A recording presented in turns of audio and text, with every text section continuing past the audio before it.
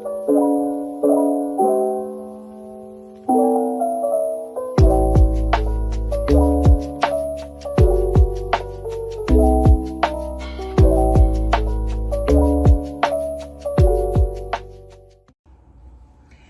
morning, good morning, good morning, good morning, you guys. It has been almost 2 weeks. Why has it been almost 2 weeks since you've seen me?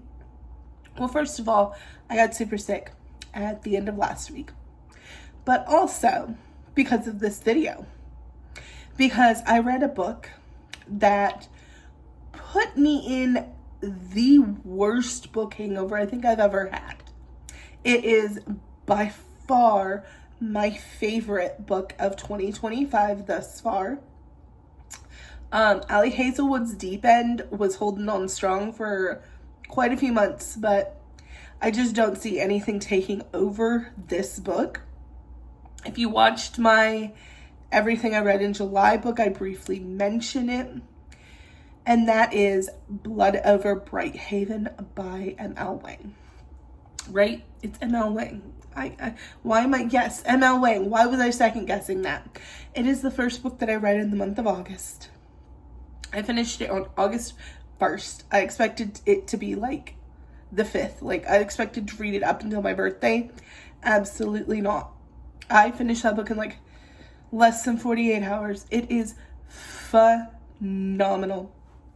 I have read other M.L. Wang books. It's right here on my shelf. Oh my gosh, I'm not gonna be able to find it right now.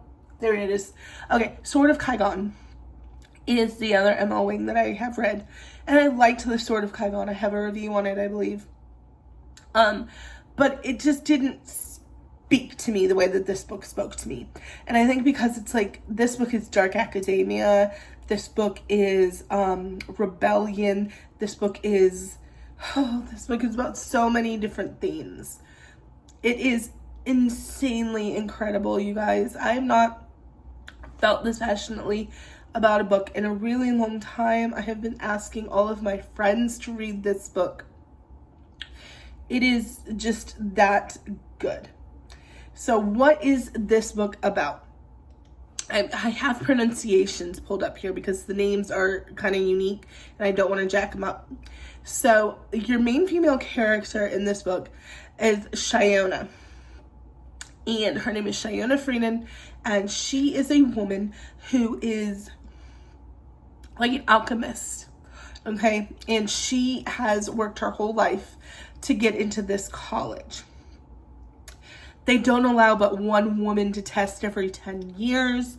It's a big, big deal. And she tests and she does her magic and she gets in. And you think that that is the moral of this story, is that she overcomes this as a woman and she,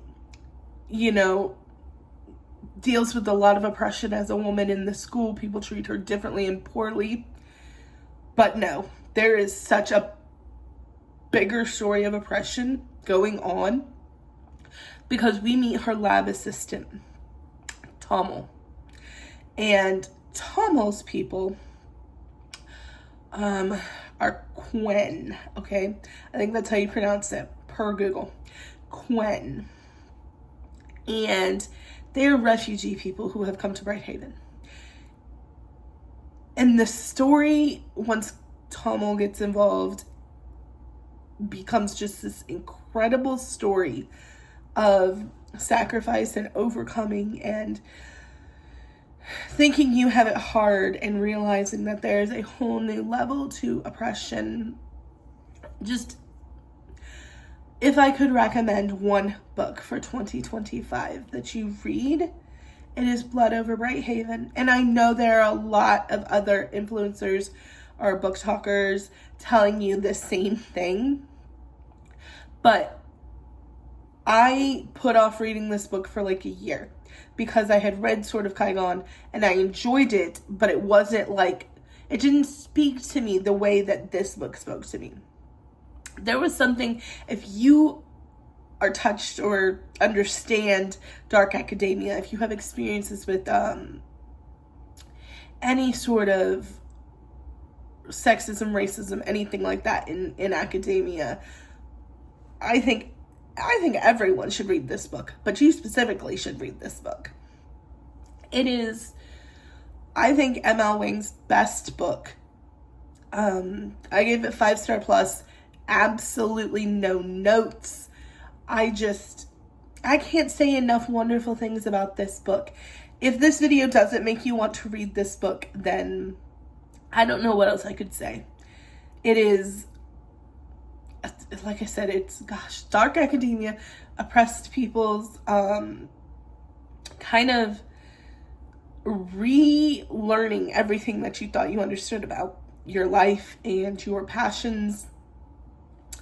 Something you've worked for your whole life is suddenly ripped out from underneath you. It is just a beautiful, beautiful story. It is, I believe, a one and done. I don't think she's doing a series on it.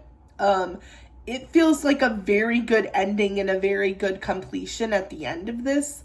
So I wouldn't be mad about maybe a story about other characters, but I don't want like a surprise, I was just joking type of thing in the next book.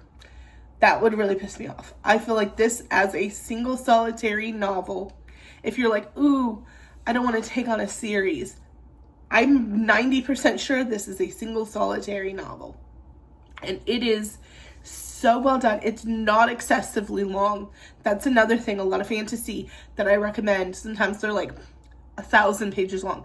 This book is not that long, guys. It is, I don't know how many pages it is, but it was not anything crazy.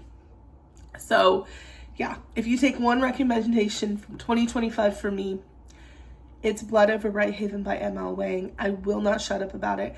I'm hoping to get my podcast friends to read it so that we can all review it together on the podcast. If so, I will share that episode here. I recently reviewed Saga, my first graphic novel, over on Superhero Homies. It's not up yet, but when it is, I will let you guys know so that you can go there and watch it as well. And yeah, just lots more stuff coming. Sorry about the little break, but I just couldn't do anything reading-wise but think about this book, talk about this book, and read this book.